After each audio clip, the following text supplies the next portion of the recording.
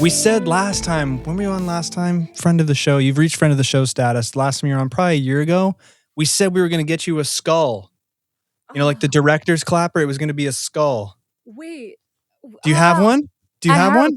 1,000. The issue is just going to be, hold on. Don't move. Nobody move. We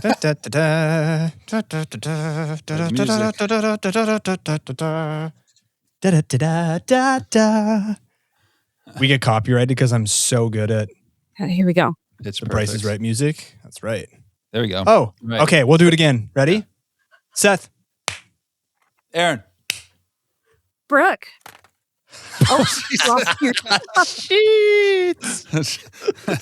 She's like, I got enough deer skulls that I can burn this one on comedy.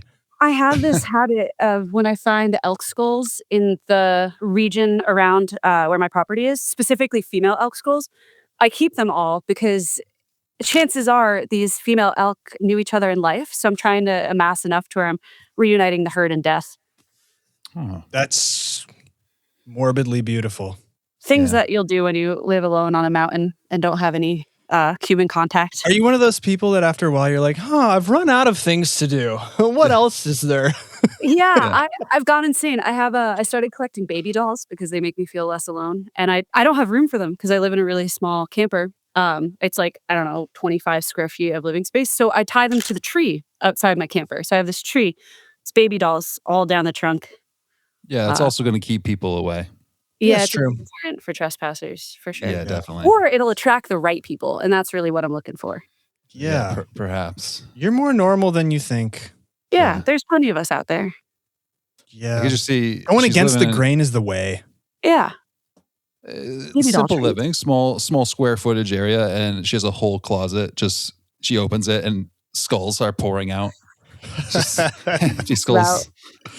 Yeah, it's like the Harry Potter room in the Deathly Hallows where all the treasure comes flying out.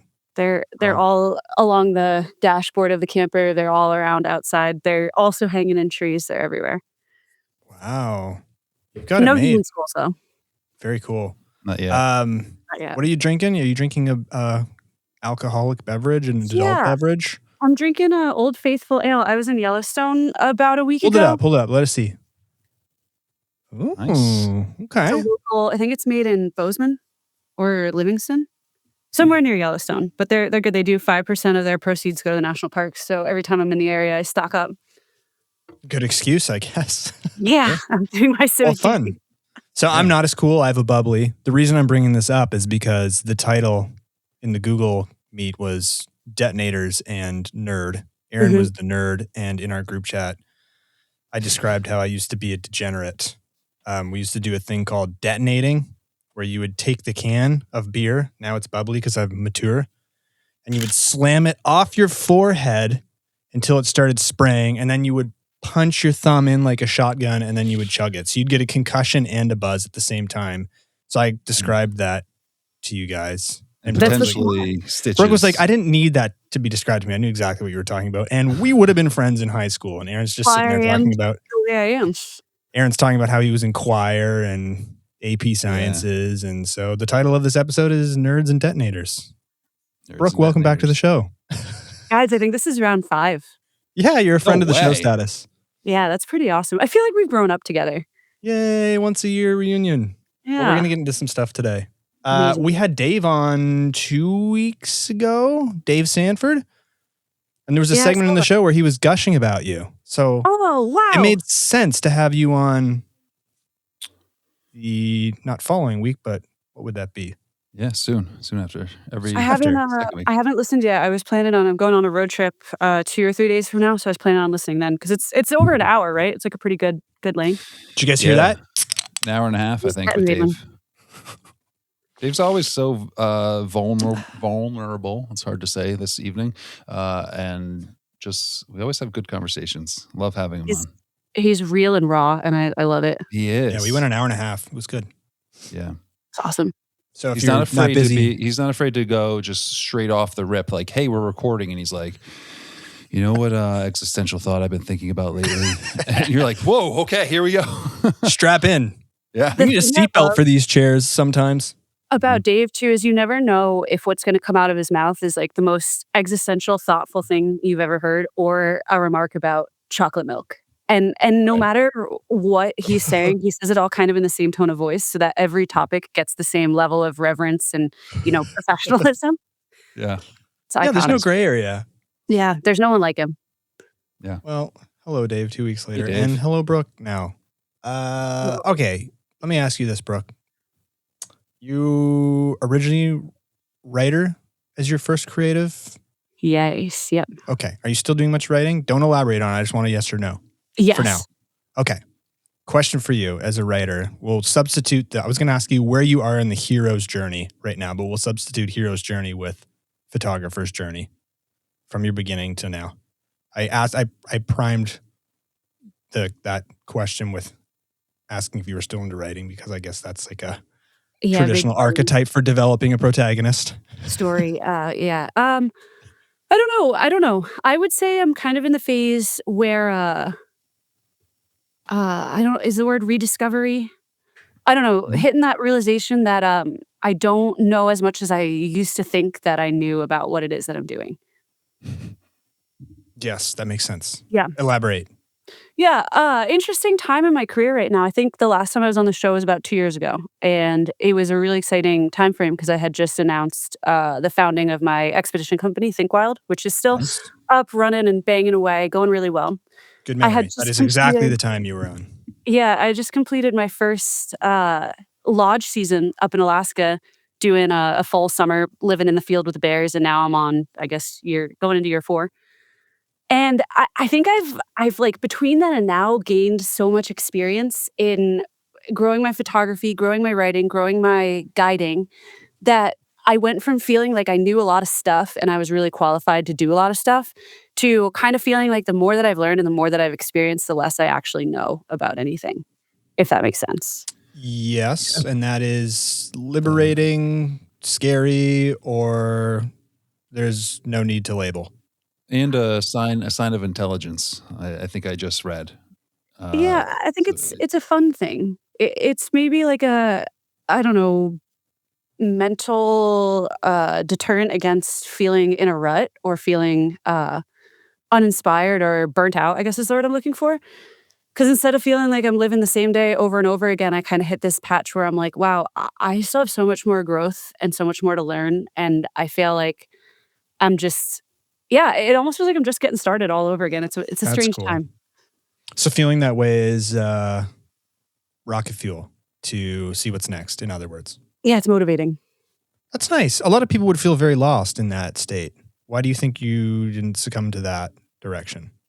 Just your personality or other experiences, etc.? I think it's a mindset thing. Okay. Mindset. Wow. Still on brand. I think it kind of ties serving into softballs here. The mentality that like there's no such thing as failing, right? Or like even getting into a rut or spinning your wheels if the goal is not as much success but experience. So I kind of I've hit a point where I've gained a lot of experience, and I don't feel any more. I don't feel like I've achieved anything specifically great other than this hunger for more experience, right? It's like, okay, I've watched bears. I'm going to use bears as my context because that's the root of my life, and I kind of tie everything back to bears. But I've watched bears do the same behaviors repeatedly, right? Every day I watch bears eat grass. I watch them eat clams. I watch them interact with each other, and I watch them live in a coastal ecosystem in Alaska. Mm-hmm. First couple seasons, you're paying attention to little things such as like, okay, this time of day or this time on the tide, bears are doing XYZ. Second season up there, you're like, okay, this time of day, this time of the tide, bears are typically doing XYZ. But now I'm noticing that when B is happening, bears are doing C instead. Right? Then another season comes around and you're like, oh, I thought I had it all figured out. Turns out it's all back on its head. So I don't know, kind of in a similar life phase right now where I'm losing my train of thought, but yeah. Basically that bears are teachers for other circumstances you come into. Life is always parallel to bears. That's interesting. Seth, maybe you remember, I've said in previous episodes that I feel like there's 3 days to a good wildlife photography shot. And the first day being like, oh, there is an animal here. in this area. Okay. Day number 2 is what's the patterns? Then you learn that. Day number 3 is then, okay, how do I want to set up a really nice composition?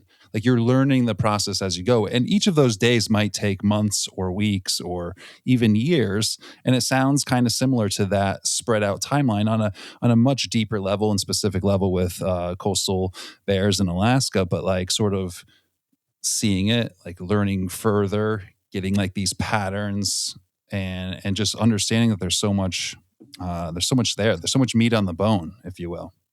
Yeah, nothing's mundane and repetitive. There's even when it feels like things are mundane or you feel like you've kind of seen and done it all, there's always tiny little nuances that are there if you're paying attention to them. Maybe that's part of your sensation of I really don't know as much as I thought I did, is discovering that there's always more to learn. Yeah. Perhaps Brooke, they're your the same shot- thing. I have a question, a specific shot. I don't know if it was a sunrise or sunset, but where the bear is silhouetted within that golden line of reflection on the coastal tide. Oh, I know the Now- one in my head. Yeah. Now, question for you: is that shot like, oh my God, this shot's presented to me out of dumb luck, or is it what you just described, like understanding the weather, the time, the tides, and saying like, hey, I'm going to set myself up in this position because I've learned all this information through many days of not doing this or not That's getting there. a really good question and a really good example of what we're talking about. So it's a shot that you have to meticulously plan for. Mhm. The sun only rises over the mudflats during low tide when the tides start to align later in the season. So it's usually like end of August, early September is when the sunrise is happening at the same time as a low enough tide that the bears are drawn out onto the mudflats to clam. Because during kind of a slack, lazy tide, the mudflats aren't exposed enough by the receding tide to show the clam beds and give the bears access to that food source. Later in the summer, early mornings tend to be the time frame when the tide starts to fall really, really significantly. Sometimes we have close to a mile of mudflats exposed by the tide that time of year. So it gives the bears a really good opportunity. They come out in droves. Usually you'll see anywhere from 5 to 14 bears out clamming on maybe a 400-meter stretch of beach. And it's aligning with the sun coming up, which sadly for the planning of a photo shoot like that, that time of the year is also when our weather patterns really start to go to shit in the part of Alaska where I live. So that means most mornings are drizzly, overcast. You know, it's the sun is rising, but you're not actually going to see it. So it's one of those things that we as guides in the area, we're always really hyper aware of, like, okay, looking at the week ahead, sunrise aligns with the low tide that's going to expose enough clams for bears to be out clamming, and then you check the weather. And you don't want just any sunrise, right? Because you'll notice in that shot, it was kind of that thicker layer of clouds above the sun that helps compress the image. It keeps that orange glow, keeps everything Yeah. from just kind of going into harsh backlit morning light with blue skies right away. Mhm. So you have to check the weather forecast, hope for that right cloud layer, hope for the proper timing with the tide and everything like that. So it does take meticulous planning. But the funny thing about that specific shot is my very first summer working on this coast of Alaska, I got a very similar shot based on completely dumb luck.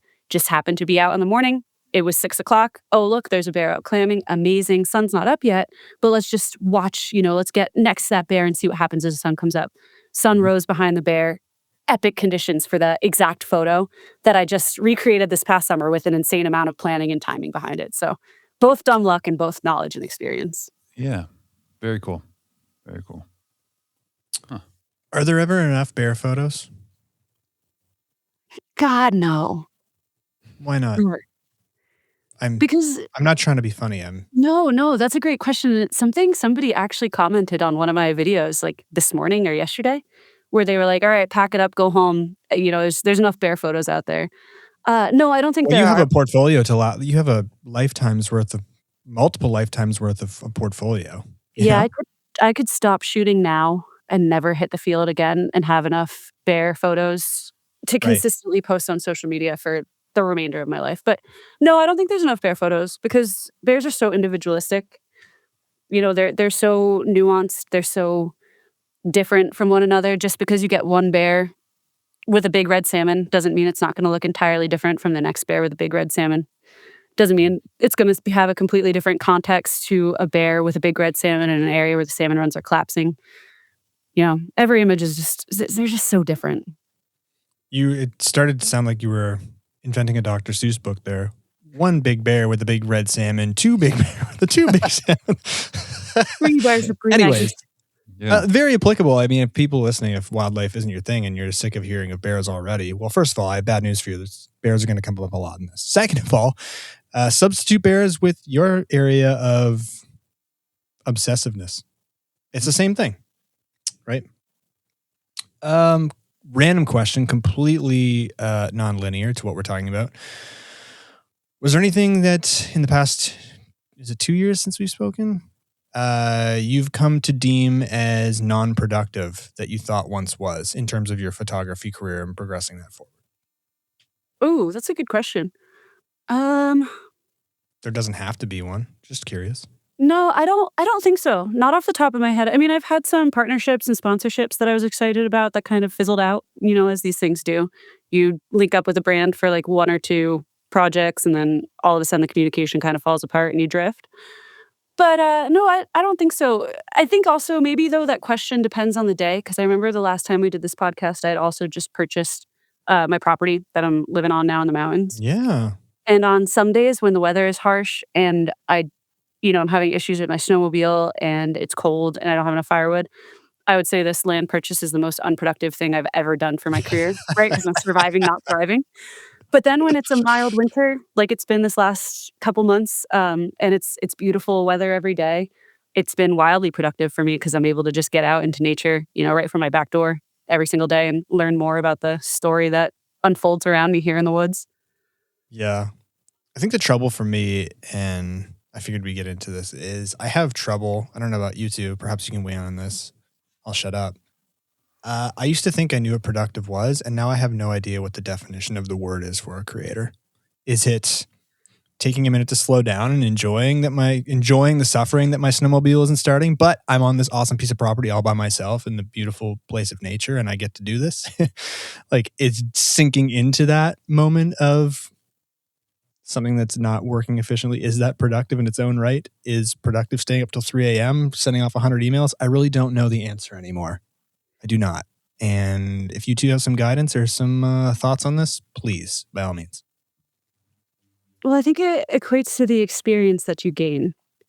Like, eh, feeling last winter, I had a lot of issues with snowmobiles, which is why I bring up that example. And I had, I don't know, probably 10 days over the course of the winter that were devoted to just problems born of my busted snowmobile. So there were days that I was trying to fix it. I was trying to watch YouTube videos and be on the phone with the snowmobile mechanic that's 2 hours away in town to figure out wiring issues. So I learned a lot about wiring. Mm-hmm. There are times I was watching videos and same thing on the phone with the mechanic talking about the clutch and the clutch bolt pin and torque wrenches and all this stuff. So I'm learning now about clutches and torques and tools that I had never touched before. Then there were days where I just called it quits, realized the snowmobile wasn't working. I would have to walk up and down the mountain with my groceries, which takes a long time. And the whole time I'm thinking to myself, oh man, I should be working on this project. I have this deadline looming over my head. I have these posts I have to make, but Sure. instead I'm just walking up a mountain right now. But it's the experience. So maybe that's the productivity behind it Okay. all. That's a good question though. It's a really tough one. Here comes Aaron to just mic drop. I can see it in his face. Yeah, and I'm just setting him up now. I've thought about this a lot with a lot of different art forms. I think what you're saying is if you do this purely as an art, you can beat to your own drum, like many eccentric artists do, and maybe not pick up a camera, maybe not pick up a guitar for months, like whatever your art form is, paint to painting, and then you have these seasons of output. It cycles like the seasons, I feel like, where you're like you're really motivated and really want to go do this and do it for you or do it, you have some passion project behind something that's really about you. What's interesting about, I think, social media, there's this drive for creation and content. So now there's this inherent drive of I need to be doing X, Y, and Z or this amount of things to keep up with everyone else. And then if you tie in business to this, I want to make some money. Business is not about sitting around and kind of waiting and feeling it like art might be. Business has this push to, I need to get to a point to be able to afford food or rent or whatever it is. So now you're combining business and your art into like this sort of bottleneck that can get frustrating, can get feeling overwhelming, can get feeling stressful, where I don't know if art, when it's pure, is stressful because you can put it down. And Yeah. you can have a relationship when you want to have a relationship with it, and you can take some time. I think social media is more like the business side of things, like more, let alone our culture is just to like go, go, go, go, go. And Seth's staying up to 3 a.m. So I guess I have to stay up till 3 a.m. Otherwise he's I'm going to not, beat for the me. record. Yeah, but you see what I'm saying? Like someone posts it, or Huberman posts, you only need 2 hours of sleep. And I don't know if he posted that, but I'm just saying, like you hear some podcast and you're like, all right, I'm gonna apply this method to my life, even though it's ruining my cortisol levels and my happiness. But I need to do what everyone else is doing to be successful. So there's a lot of comparison that starts to creep in.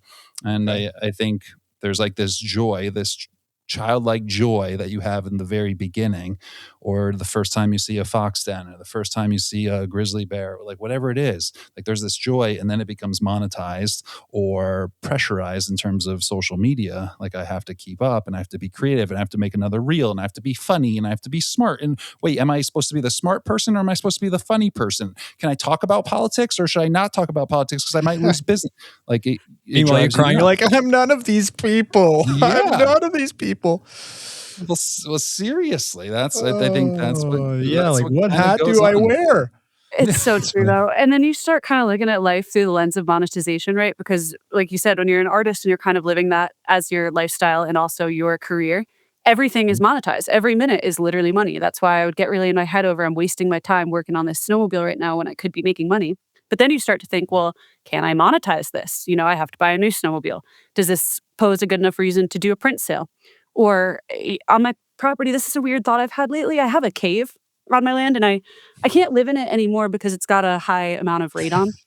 So I will, I I'll become, can't live in my cave because it has radon. I'll be very Yeah. radioactive, but I can still spend some time in it. And recently, it dawned on me that I was like, this cave is really scary and really cool and kind of freaking crazy. Can I monetize it? And then I was like, oh God, that's insane. You know, that's my first thought is how can I turn this into dollar bills?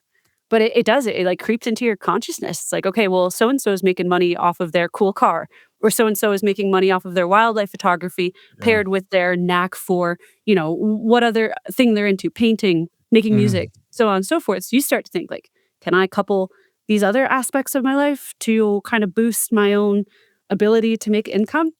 And then you start to wonder, you know, I live in a 25 square foot camper on the side of a mountain. Do I really need that much income? Can I just pump the brakes a little bit and enjoy the fruits of my labor? I thought you were about to say, do I need that much square footage? And that too. I mean, the cave is huge. That's the other thing. Do I really need 25 square feet of living space when I have a whole vault ceiling cave I could be storing my skulls in? Yeah, have some humility. Why don't you switch down to like 20 square feet? And you know, it's if we're gonna get into it, I have multiple caves. I just have to dig them out. So realistically, I've got, I don't know, miles of underground tunnels that I could be utilizing. So cool. We just need a radon mitigation system. Yeah, you're the most normal, eccentric person we know. That's kind. Thank you. Yeah. I don't really know how to describe it, but this whole episode is actually just a long advertisement for Brooke's Snowmobile Mechanic Shop. Brooke Little Snowmobile, that's what they call me. They always have. Write it down.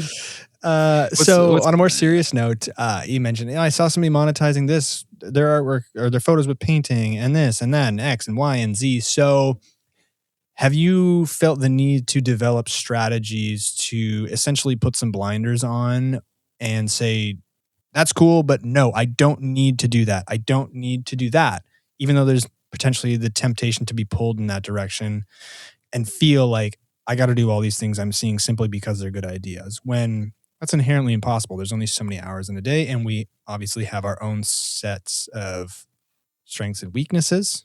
Maybe we're not very good painters. We don't need to do that.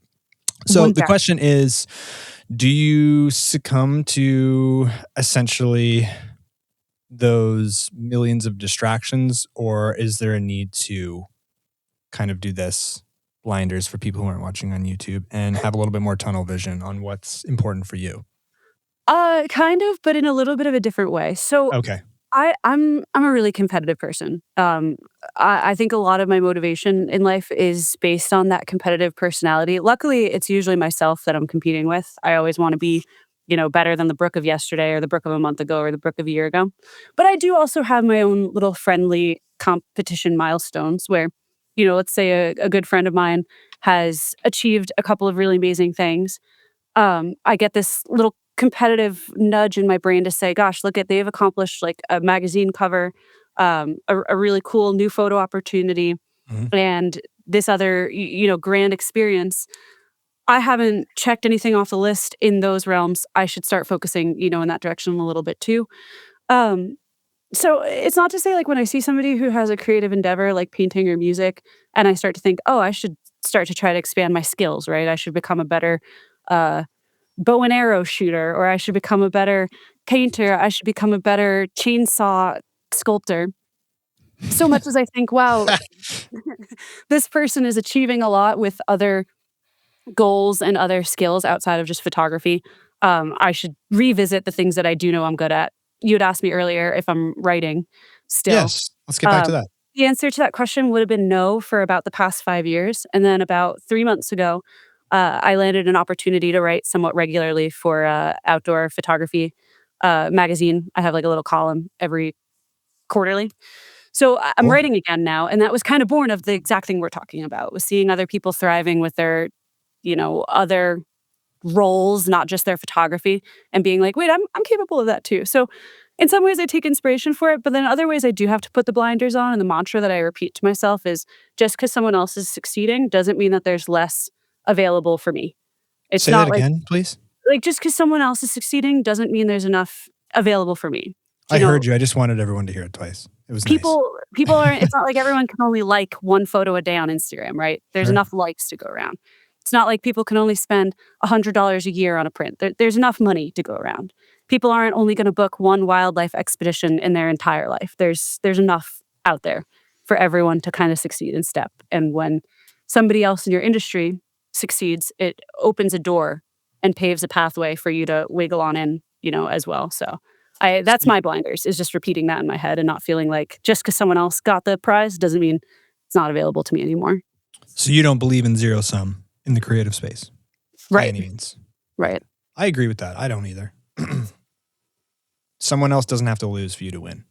Just doesn't Exactly. work that way. Not a chance. Aaron? Yeah.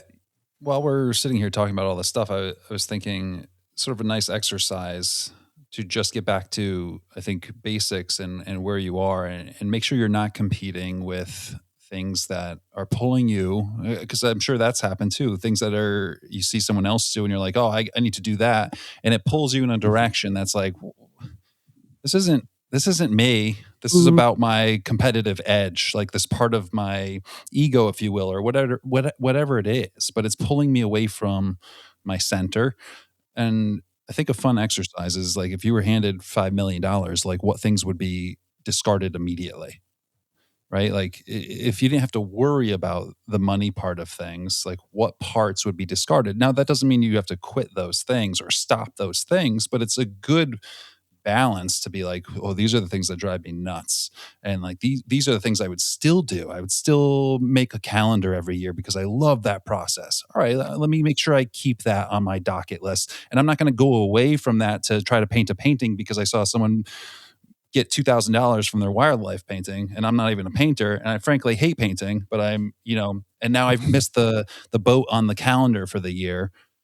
I think it's a good exercise to just kind of reassess where you are and what you're doing and what things are important. I mean, there's a time where Seth knows, Brooke knows, like there's a time on Instagram life where it was like, oh, it's Monday, Wednesday, Friday between 12 and 2. I need to post. Like, this is when let me check when my crowd is most active on Insta. Like, it matters. Jesus. Like, whoa. And you look back and you're like, God, what a loser. But no offense if you have a schedule, but no, that's I think how like, we felt. At least Aaron and I, yeah. What are we doing? Yeah. What did they do to us? And I don't if you look back at Yeah. all three of us in this room, if you look back at all of us, there's none of us that stuck to that routine that was deemed important, not by ourselves, but by social media or someone else. Mm-hmm. Like we've all found a sort of our own personal flow where it goes like, all right, like that push was fun or it was useful or like needed, it helped. Yeah, I give it a lot of credit in terms of what it's done for career wise and connections and all that stuff. But there comes a time where you're like, oh, like that, those weren't my rules, you know? So I think Yeah. it's just good to assess like where are these things coming from and how important are they? And is it something I want to keep doing over and over and over? And is it pulling me from the things that I truly love? Because as Brooke said, she had a realization moment 20 minutes ago of just like, wait 20 a minute, moments ago. how much do I need on I have my property, I have my shelter, I have what I want. Like what else am I striving for? You kind of saw it in real time, that sort of reflection of like more is not always better.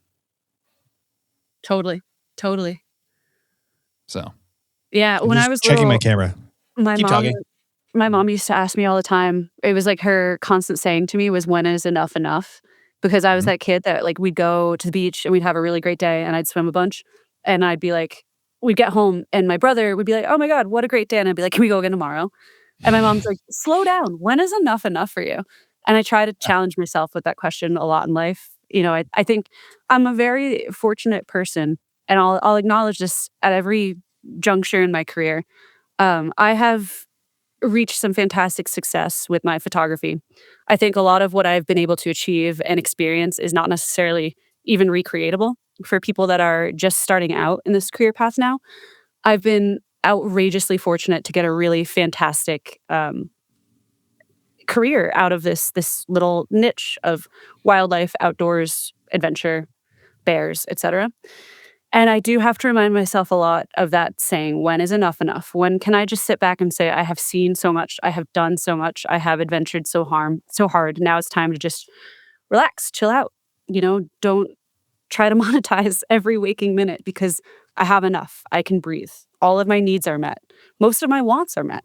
The only wants that I haven't met aren't held back by any monetary reasoning, but more so just life circumstances, right? You know, I haven't yet been able to justify a trip to Antarctica because I spend 6 months out of the year traveling.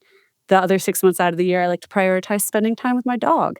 To Mhm. travel during this time frame that's kind of devoted to time at home and time with my dog, you know, I'd lose out on that time. So just remind myself, like, it's enough. It's enough. It's Bruce, right? Yeah, Yeah. Bruce. Is he in there? Is he in the camper? He is. Brucey, come here. Get him on Hello. camera. Let's go. How's he Because he just doing? he had a puppy injury. How's he feeling? He did, yeah. So he had a pretty catastrophic injury. Come here, buddy. Oh, hey, About a buddy. month ago, of all places, we were in New Jersey visiting my parents, and I went to take him on a really short walk in the woods. We got about 50 yards away from the car, and he saw a coyote.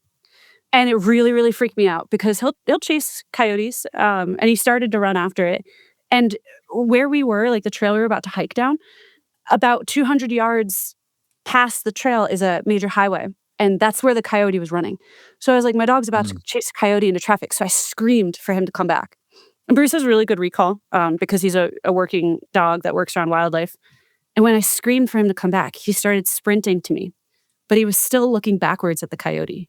And Oof. he was running really fast. He wasn't looking forwards. He jumped over a log that had a really sharp protruding stick, and he impaled his leg, filleted himself open to the bone, through the skin, through the Wow. muscle.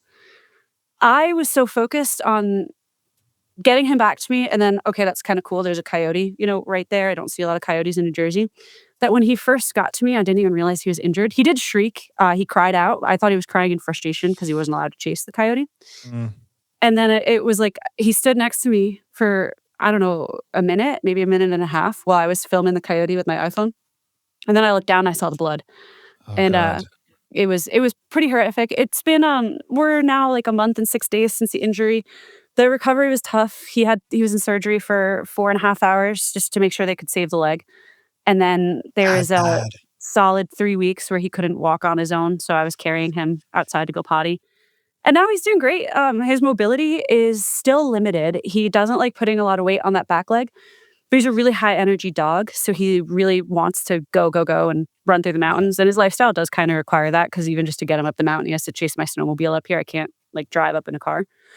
So it's important that I get him back to his physicality that he was used to. But it's tricky right now. We're doing like limited runs and short hikes of the same caliber of what we used to do. But instead of going, 13 miles in a day, we're going 1 or 2 maximum. Hey, you're doing rehab. Yeah, he's in physical therapy. Aaron can relate. Yeah. Health is wealth, man. Health is everything. So his leg actually broke? No, his bone was okay. His muscle was flayed open. I see. He ended up getting about 160 stitches. That's too many. Ouch. For a little guy. Yeah, it's tough. Well, sorry that happened. That's brutal. Right. Freak accident, huh? It was not ideal. It's just, it's crazy. This dog has lived in Alaska, Montana, Idaho, Wyoming, New Mexico, Jersey Colorado, got him. Utah, and New Jersey got him. Dirty Jersey. Nothing good happens in New Jersey. You hear that, folks? I'm looking at camera B because I have it set up. Except for I feel Bruce like I'm in the Springsteen. office. Is that what he's named after? Bruce Springsteen? Oh, I'm back. My Starlink froze. Sorry. that's okay. You had an He's named obstruction. after Bruce Springsteen, right? He's named after everything. Yeah, Bruce Springsteen, the shark from Finding Nemo, my friend's middle name, my uncle Okay. Bruce Bartleson. There's a lot of A mix. Yeah. Bruce Willis, Yeah. Bruce Wayne. Bruce. You name him, How many he's that. Bruces can we name? People come here Bruce for Lee. photography, inspiration, and advice, and we name Bruces. Sounds good. How can we get back on track here and get us there? Oh, Or Brooke. You give me the. You're a smart guy. Yeah, treat it as a compliment. Come on, nerd. Well, thank you. Nerd. Let's see. What do we want to discuss? Last time we talked, Brooke, I think you were going through a lot of life changes. And I always love or find it fascinating the closed doors in life open up other doors. And I'm just curious about maybe if there's some reflection between those last 2 years of some of those closed doors and starting anew, and what's opened up to you when you can look back and go like, oh, that was such a terrible time, but without that terrible time, or that tough time, I shouldn't say terrible, but that tough time, now we're here. Totally. That's a good one. So the last episode, there were some huge changes. So one, we've already addressed a little bit. I bought the property that I now live on, which, like I said, depending on the day, has been the best and worst thing that I've ever done. I went through a breakup. I think we recorded the episode 24 hours after that breakup happened, which has also been a really good thing. My life's progressed a lot since then. And I had just started Think Wild Expeditions, which I think that's the one that I'm looking back on as the most significant. I remember being so nervous to announce the official existence of Think Wild because we were really, really new at the time. And this podcast episode was the first time I think that our expedition company had ever been mentioned publicly outside of just our own posts on Instagram.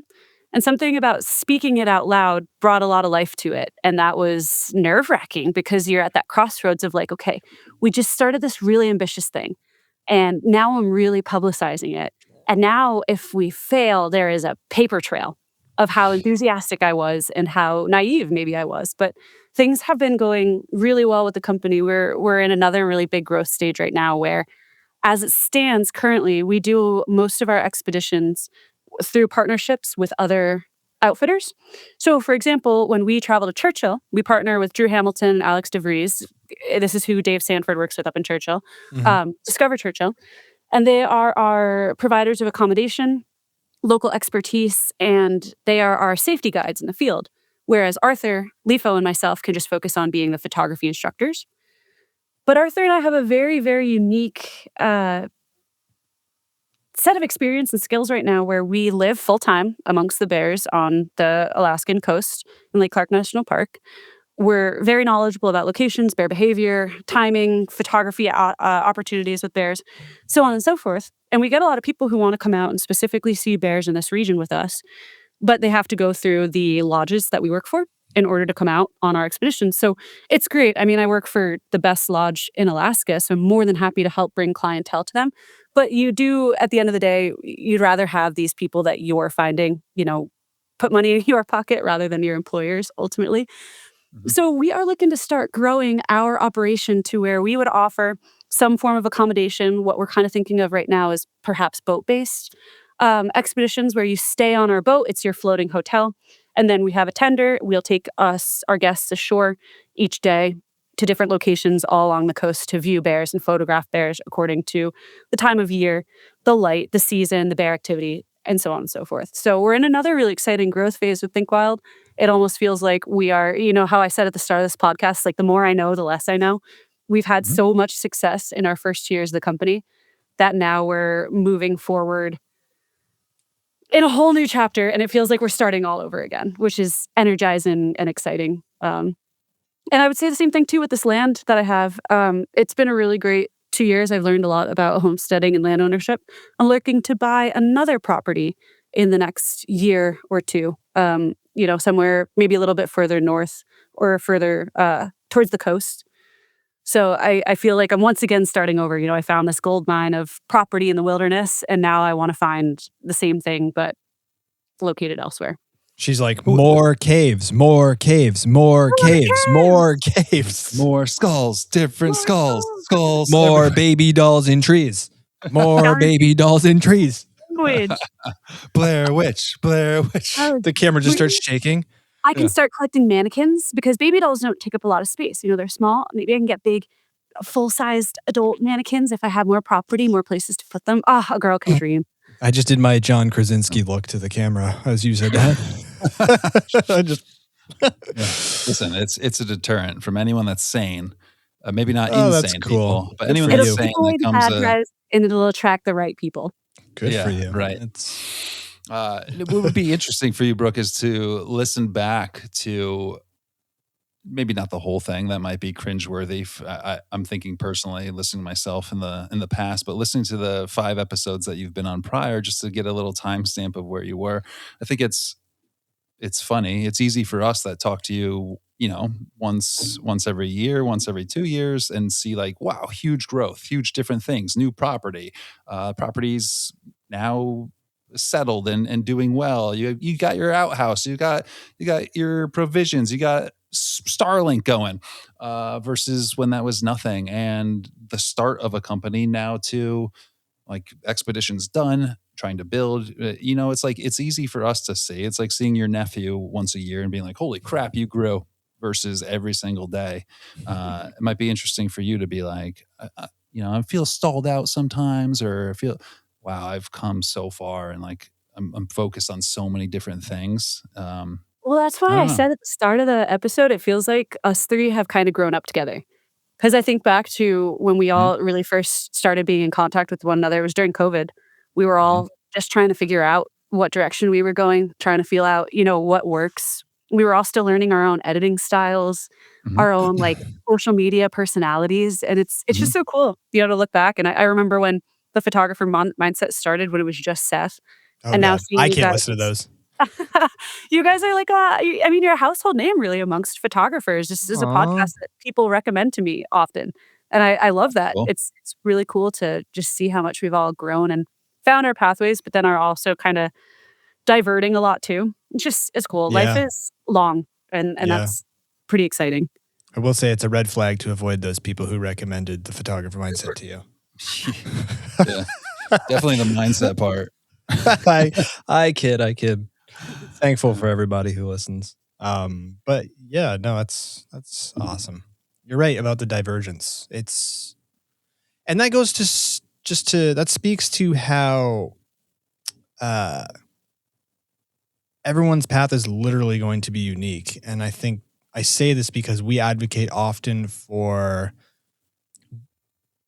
not asking for recipes and instead learning how to cook.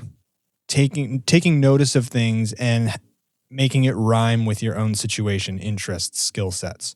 I don't think anybody got, at least in the artistic space, got to a substantial point by mimicking the process on an absolute entire level. I think you take notice of concepts and apply it in ways that work. I think that's an important thing to realize too, that maybe is difficult to realize right out of the gate. I mean, I remember when I got into wildlife photography, there are a few creators that I really looked up to on social media, and I basically wanted to follow their footsteps exactly because that's Mhm. what you do with traditional jobs. You know, I come from a corporate background where you start out as an agent and then you move up to a supervisor, then an assistant manager, then a manager, then a branch manager, then a director, you know, and onwards and upwards. There's a very set career ladder. And it was surprising and took me a while to catch on to the fact that there is no blueprint when you're in a more creative field, especially one like photography that changes as quickly as technology changes. And oh my God, technology changes so fast nowadays. And that's something I try to articulate as best I can when I do talk to people who ask me about how I've gotten to where I'm at in my career. I like to stress it's not recreatable. There are things that I've done that I can recommend doing that might help you in your journey forward. There are things that I've done that I would recommend not doing because they might Well, not serve you in your journey forward. can you But share some of each? yeah, I would say, you know, the biggest thing that I would recommend doing is genuinely, this sounds so corny. It's like advice a mom would give her 5-year-old, but actually believe in yourself. People love to talk about imposter syndrome and maybe also having feelings like imposter syndrome, I would say are one of the things to not do in your career. It's a very common thing. It's something everybody will feel at some point. People love to talk about it. They love to confer about, "Oh, I feel imposter syndrome. I feel as though people are seeing me as more knowledgeable than I am, or I'm receiving more accolades and opportunities than I feel like I deserve." Throw that mindset, it doesn't help you. Acknowledge that you are deserving of every opportunity that came your way. It's maybe a little bit of luck Yes, sometimes, but it's usually because of something that you've done right. I Some amount of agree. effort that you've put in, some amount of knowledge or skill or personality or humor or whatever your special sauce or special flavor is that made you Yeah. stand out in a crowd. If you embrace that imposter syndrome too long, which is definitely something I did, because let's be real, I was a 23-year-old girl who had just stepped out of the corporate world, who was all of a sudden being referred to on social media as like the Snow White of bears and foxes. And it went straight to my head because I still saw myself as the girl in a sundress and wedges taking pictures of bison in Yellowstone with my iPad. But the world saw me as this outdoorsy, capable badass, and I couldn't reconcile the two inside my head. So I spent a lot of time early on holding myself back, trying to humble myself and saying, people see me as more than I am. I don't really see myself the way that these people seem to think that I am. So instead of asking for more, and this maybe ties into why my mom used to tell me one is enough, but instead of asking for more or going out on a limb and directly pursuing more opportunities, I would kind of box myself in a little bit more and be like, well, wait for it to come to you. Let it happen slowly. Let it just unfold naturally. So it almost stopped me from being maybe as assertive early on in my career as I could have been, or even just as confident as I think I could have been. I look back on a lot of old podcasts and a lot of old courses and stuff that I used to teach online, and I want to shake young me and be like, you could be more confident. You are the real deal. You might not think it, but looking back, like you were, you always have been. So I think that's something people gotta try to remind Hmm. themselves of at every step in their career, even right from the get-go. If you have the gumption to even try to make it in the photography world, you are a zesty, spicy, badass human, and that's something you can't overlook.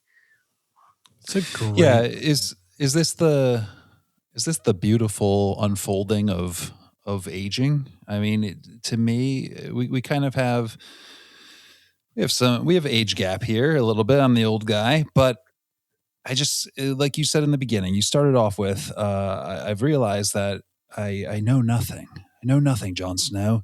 Uh, I know so much, or I feel like I know so much, and that led me to knowing nothing. And I think that is a beautiful thing of aging is learning and experiencing so much of life that you look back at.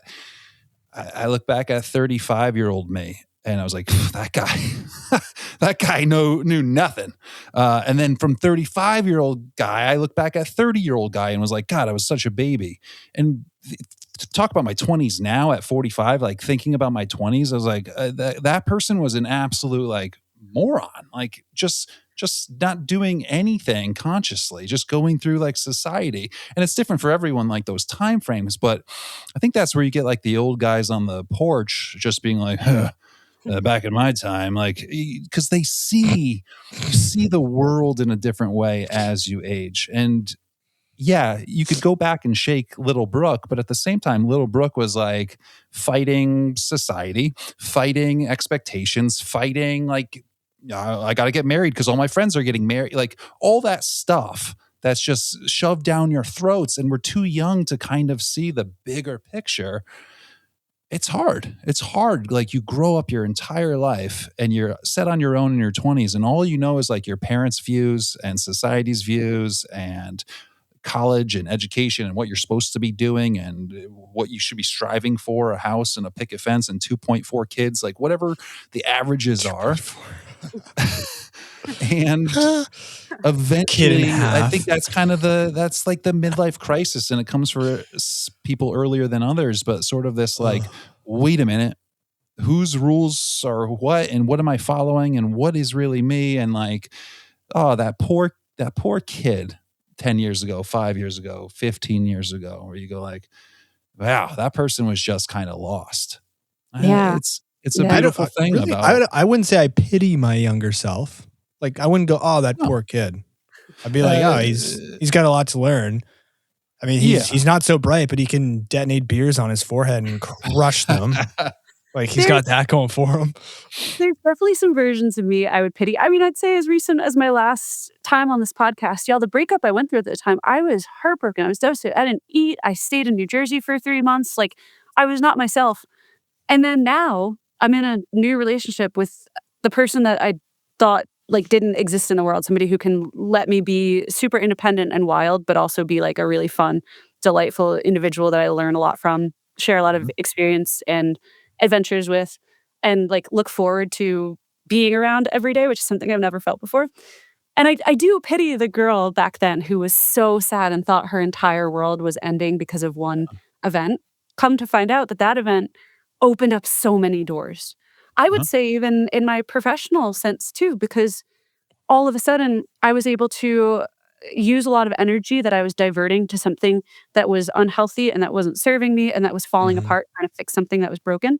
All of a sudden, all that energy was my own again. And I could harness it and use it towards Think Wild, towards my own photography, towards gaining experience around bears, learning more about the wild because I'm not thinking so much about what's holding me back. So yeah, it's cool. Aging is fun. I do love aging. It's great. It's the best thing I've ever done. It's funny. So the reason I say, just to quickly rewind, like I say, I don't pity myself was because you just said it right there in your most recent excerpt there, is that you needed that. You don't understand this, but you need it, and it's going to lead to great things. And I don't pity that person who's getting served that painful yet incredible progressor of a lesson. Does that make sense? I'm not saying you guys are right or wrong. That's just the way I like to look at it. That's true. You need this. You don't know you need this, but you do. Yeah. And I hate to tell you guys, but you're in your young 30s. When you're 40 and 45, you're going to look back at this self and be like, what was that? That was different than I am now. Now I know everything. Exactly. And when you get to there, you'll say, wow, I thought I knew everything. And it's on this podcast. You just said that you know everything. And then you can read back. And be like, I'm going to be 45 and be like, whoa, did I get dumber? I was really smart on that one episode. God. I pretty much peaked at 30. Yeah, I was really smart then. I really peaked then. Damn. I'm going back. My hair had all its color.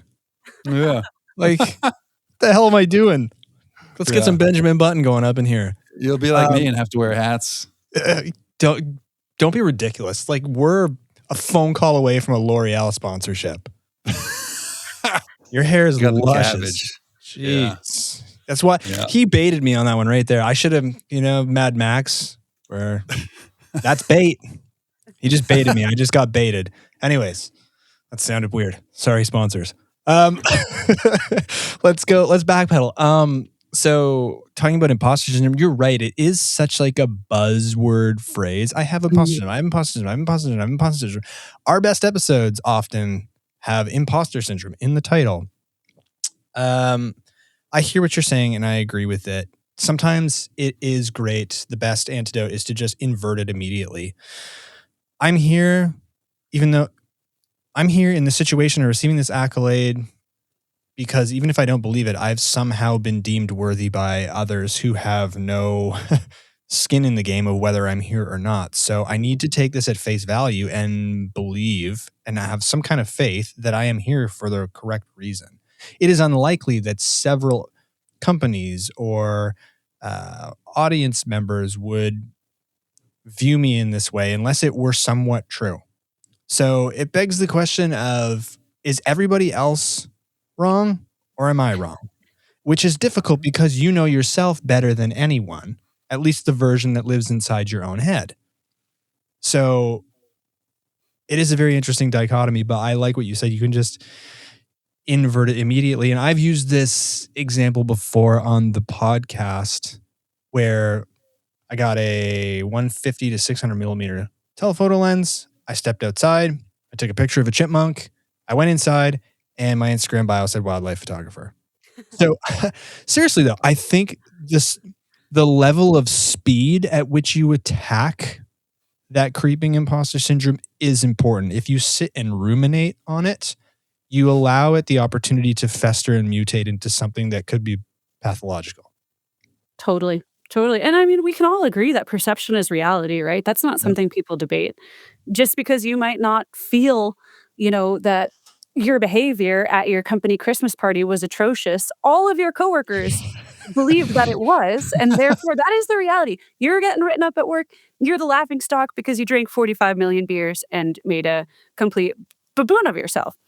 We This can isn't all from agree in those firsthand experience, is it? Yeah, is this the backstory how Brooke had to go live in the Shit, woods by better go take herself? photos of bisons now because I'm cooked I'm here. no longer in the corporate world. You got to do what you got to do. Is it a closed door or is it an opportunity? I saw it as an opportunity. And now I live on the mountains where there is no Christmas parties besides the ones at the Exactly. baby Thank shelter. God I slammed 45 million beers at the office function. It opened up Because the now I'm windows. here. I mean, sure. Yeah. And so we know that perception is reality. Why do we just completely throw that out the window once imposter syndrome's on the table? Why are we all so quick to say, oh, I'm nothing, even though everyone believes I'm something? We let ourselves believe the worst version of what the world is giving us feedback as, and then deny ourselves the opportunity to see ourselves in the best light when the world's trying to just hold up a mirror and be like, we see you as badass because you are badass. You are exactly what we think you are, which is I have something. a theory as to why. I do too. You go first, Seth, but remind me. I'll be short because I've spoken a lot recently. My theory, and this isn't a one size fits all, but I think this is a very common factor, is deep down part of you believes you don't deserve it. From whatever childhood experiences you've had or adolescent experiences you've had, somewhere, some part of you, maybe not fully, but to an extent believes I'm not worthy of this. Go ahead, Aaron. Yeah, I think that's probably true somewhere. Definitely in maybe the subconscious as well. Mine's similar to that, and I think it reminds me of like stepping into a party, the office party with your friends around, your group of friends, and being like, "Oh, I look awful in this suit." Like you're looking for reassurance of like, "No, you don't, man. Like you've been working out. You look great. That suit looks great. Where'd you get it? Blah, blah, blah, blah. Oh, really? Okay. Like you're looking for the security that you don't have necessarily yourself. And I'm curious if we truly have imposter syndrome, if we truly feel like, whoa, I don't deserve this photography award. If it's coming from a true place, I'm not sure how much we're sharing that. Right. Honestly, I think we're feeling it maybe, but we're not necessarily like throwing out our true beliefs about ourselves. I think we're looking for that external validation, and sometimes more times than others. And like, I think also, I do think, because I've been through the decades, I do think it gets easier as you get older, and it's tougher when you're younger and you're receiving like out of the norm, especially out of like the societal norm of like what you're supposed to be doing. You're progressing in a way that might be scary because your ship is going further away from the American standard. And you're like, this is a little bit scary. Like, I'm getting further away from corporate. I'm getting further away from New Jersey. I'm getting further away from family and my core. And it might be a little bit scary. And then as you get older, I think you learn like, I'm confident in these things and I know where I can succeed. And you kind of accept just like we're all freaking people. We're all trying to figure it out. We're all blah, blah, blah, blah, blah. Like Brooke, I tell a story all the time because it was really a meaningful moment. And it was the opposite of imposter syndrome. It's just when Brooke was on this panel, she didn't know me for more than a day. She didn't even know my name, I don't think. But she's like, yeah, I've been inspired lately by manatee photography or whatever it was. Now, she said my name right, but we just had met. And in that moment, like seeing that, there was no imposter syndrome. Like, oh my God, like now it was like, oh, fuck yeah, maybe I'm onto something. And maybe that's with age, and maybe that's that external validation that I didn't have to ask for but got. But there's these moments that you can really easily get through. And then there's moments, I think, where you should be nervous. And maybe we interpret that nerves, like accepting an award or being on stage, as like fight or flight. Like, and let's name it imposter syndrome. But the award was given to you. The accolade was given to you. The success was given to you. The job was given to you out of all the people. Like, so you do deserve to be there, and you're allowed to be nervous, but it doesn't mean you're an imposter.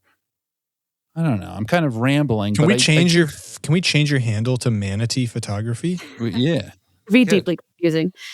You can look at it on an ancestral level too. I mean, the real root of it, if you want to get Neanderthal with it, is my tribe is going to discover that I'm an imposter, and then they're going to force me to walk the tundra alone in exile, and I'll die. They're going to eat me. Yeah. You know, that's the fear. I've had a real imposter moment on the tundra, and I think back on this a lot, and it's a story I like to tell to people who are struggling with imposter syndrome. My first ever photography assignment was to go up to Churchill, Manitoba to photograph polar bears with the new OM system. Back then they were Olympus, EM1 Mark II. So they sent me this camera and they sent me up to the tundra. I didn't even know Manitoba existed. Sorry to our Canadian on the call. I didn't know. I thought Canada was just Ontario. Oh, my soul is ripping into shards. Yeah, I landed in Winnipeg and was like, Winna-who? Oh, I feel like Tom Riddle when Harry Potter stabs the diary with the basilisk fang. Wait, you can win pegs here? Where's a peg? How do I? You guys are insufferable. I'm the worst. I'm truly the worst, and I was even worse back then. And so I'm all of a sudden in Churchill, and I'm photographing these polar bears, and I send all these photos to OM System, back then Olympus, for the project, and then I post picture of me editing a polar bear photo. Like you can see my Lightroom, and I like post it on my Instagram story. And Arthur Lefo, who's now one of my best friends, at the time I didn't know him, replies, because back then he was like kind of looking up to me as like a person he wanted to emulate in his photography career, even though joke's on me, I didn't know shit back then. And he was always messaging me like, why do you do this? Why do you do that? Because he's trying to learn from me. And he goes, why did you shoot all your polar bear pictures in JPEG? And I was like, I did? JPEG is all that exists. Like, it's the file that the camera makes. Like, I just took pictures with my camera. Obviously, they're in JPEG. I had no idea that RAW existed.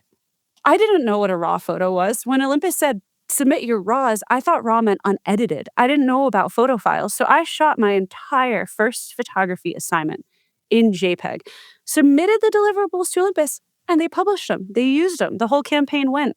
There are still photos from that project that are in circulation, in advertisements and print, in big, large format for displays at conventions and things like that, in digital format.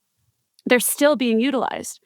So I actually was a huge, gigantic imposter at the time. I had just accepted a project to do something I had no idea how to actually do. And it didn't matter. I still got treated like a professional and like the real deal. So This was 2 weeks ago, everyone.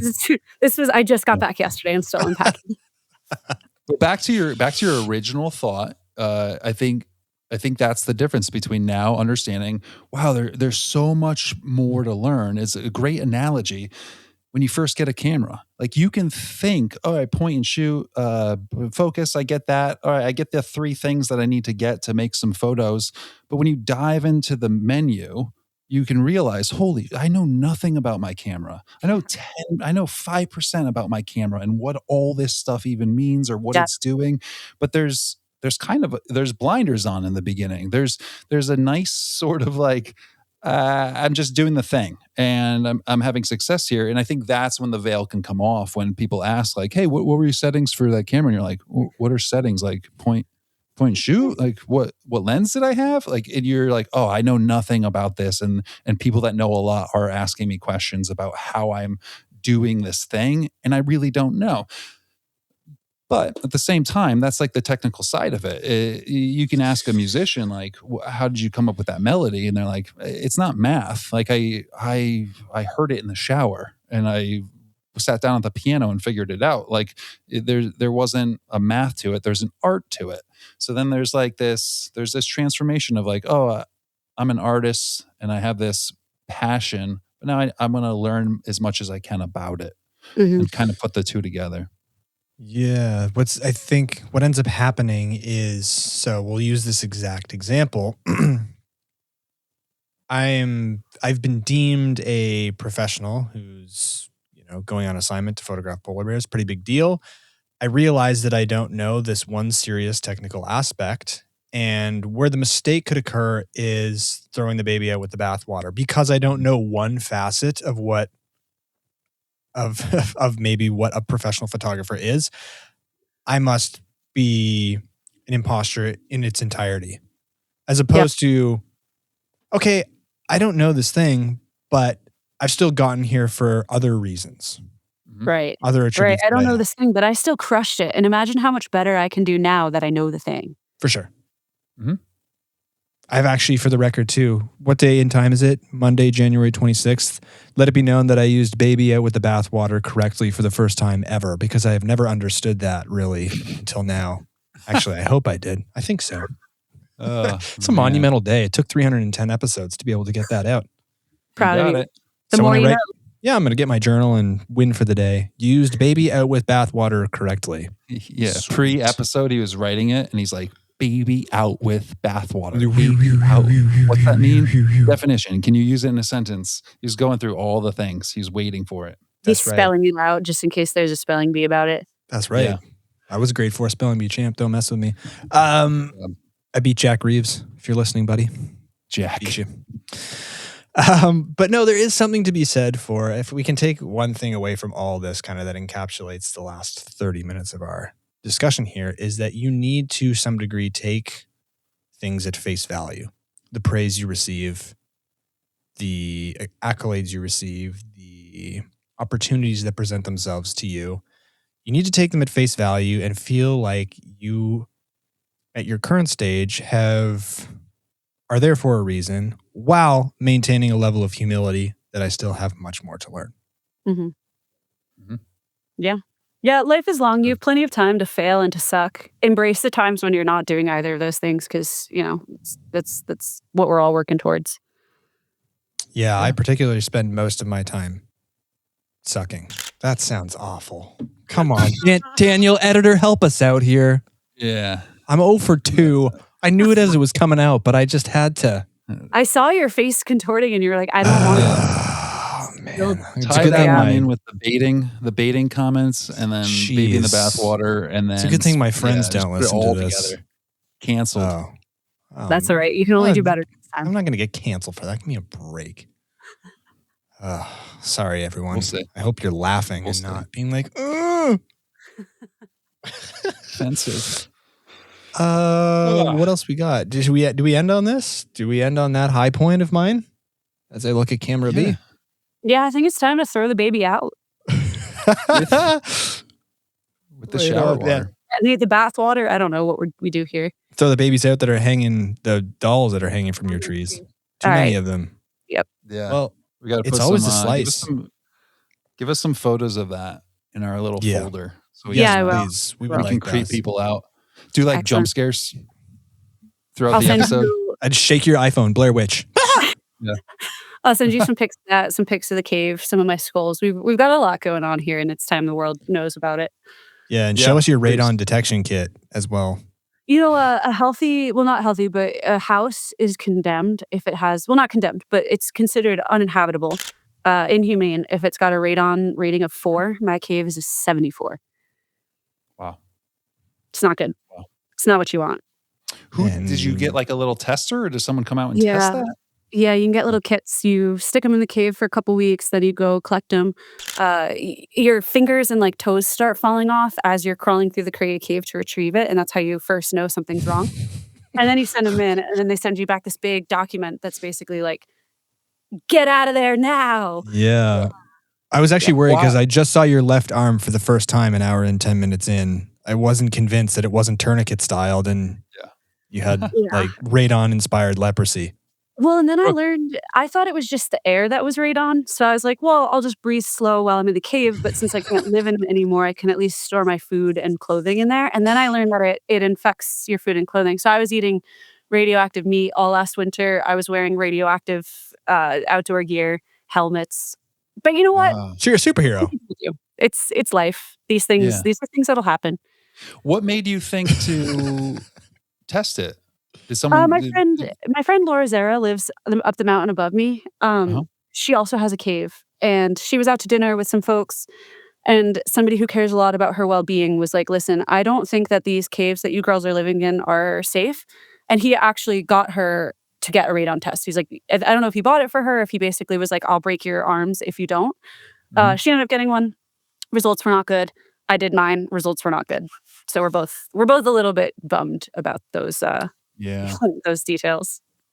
I like that you figured that you just needed to breathe slow to mitigate the effects of radon. That sounds scientifically like there's some efficacy to that. She gets in there, she does resonance breathing. It ties back to what the more I know, the less I know. I was like, radon, here's what I can do. And then come to find out there's a whole lot more about radon that I had only just scratched the surface of, and now I'm scared to look any deeper.